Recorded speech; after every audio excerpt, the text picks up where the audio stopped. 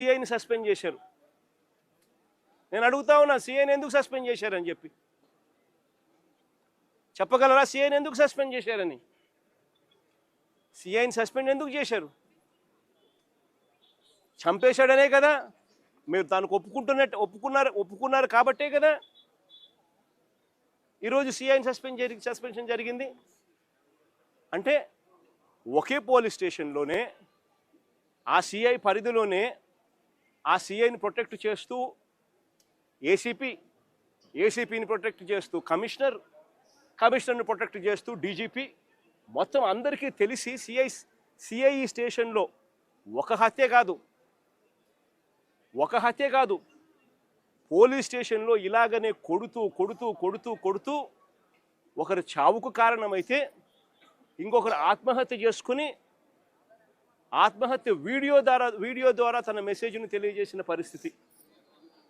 నేను ఒకటే చెప్తా ఉన్నా, ఈరోజు సస్పెన్షన్ అంటే ఏంది? టెంపరీగా ఒక పోలీస్ ఆఫీసర్ను డ్యూటీస్ నుంచి తప్పించడం. అంటే ఒక మనిషి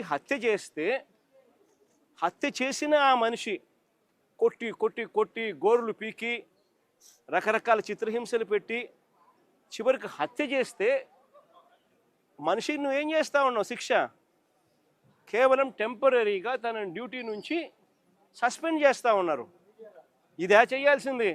అది కూడా ఇంత పెద్ద ఇష్యూ అయి బయటకు వచ్చిన తర్వాతనే మీకు చేయాలన్న కనీసం ఆలోచన వచ్చింది. ఇది బయటికి రాకపోయినంటే అది కూడా ఆలోచన కూడా వచ్చేది కాదు. ఒకవైపున ఇంత హేయమైన కార్యక్రమం జరిగింది అని అంటే ఆ సిఐని, ఆ బాధితుడైన ఏసీపీని, ఆ బాధ్యులైన కమిషనర్ను, వీళ్ళందరినీ డీజీపీ వరకు కూడా మర్డర్ కేసు ఛార్జ్ చేసి స్టేషన్లలో పెట్టాల్సింది పోయి కేవలం ఒక సిఐని టెంపరీగా సస్పెన్షన్. అంటే దాని అర్థం ఏంది? అందరూ పగడ్బందీగా కలిసికట్టుగా నేరం చేసి తూతూ మంత్రంగా కంటి తుడుపు చర్యగా కేవలం టెంపరీగా ఒక అధికారిని తప్పించినారు. ఇదా ఈ రాష్ట్రంలో మనం చూడాల్సింది? తప్పు చేస్తే ఆ పిల్లాడి వయసు ఎంత? 23 ఏళ్ళు. అంటే వీళ్ళంతా చిన్నపిల్లలే. ఏదో తెలుసో తెలియకో కొద్దో గొప్ప ఎవరైనా తప్పు చేసి ఉండొచ్చు. ఈ పిల్లాడైనా కానీ చేసిన తప్పుకు కోర్టులు ఉన్నాయి. కోర్టు ఈ పిల్లాడిని ప్రొడ్యూస్ చేయమని చెప్పి సమన్ చేసింది. వీళ్ళు చేయాల్సింది ఏంది? ఆ పిల్లాడిని తీసుకొని రావడం, కోర్టుకు సబ్మిట్ చేయడం. అది పోలీసులు చేయాల్సింది. ఏమి శిక్ష వేయాలి, ఆ పిల్లాడు చేసిన తప్పేంది, ఆ తప్పులో నిజం ఉందా లేదా అన్నది ఆర్గ్యుమెంట్ జరుగుతాయి, నిర్ధారణ చేస్తారు.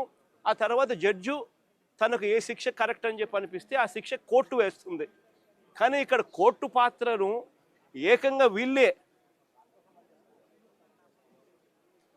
తమ చేతుల్లోకి తీసుకొని ఏకంగా 2 పిల్లలు ఒకే నెలలోనే చనిపోవడానికి కారణమవుతా ఉన్న పరిస్థితులు ఈ రాష్ట్రంలో ఉంటే, ఇలాంటి పోలీస్ ఆఫీసర్లందరికీ కూడా వత్తాసు పలుకుతూ ఉంటే, ఈ సిఐ దగ్గర నుంచి, ఏసీపీ దగ్గర నుంచి, కమిషనర్ దగ్గర నుంచి, డీజీపీ దాకా ఇలాంటి వ్యక్తులకు ముఖ్యమంత్రి దగ్గరుండి కంటి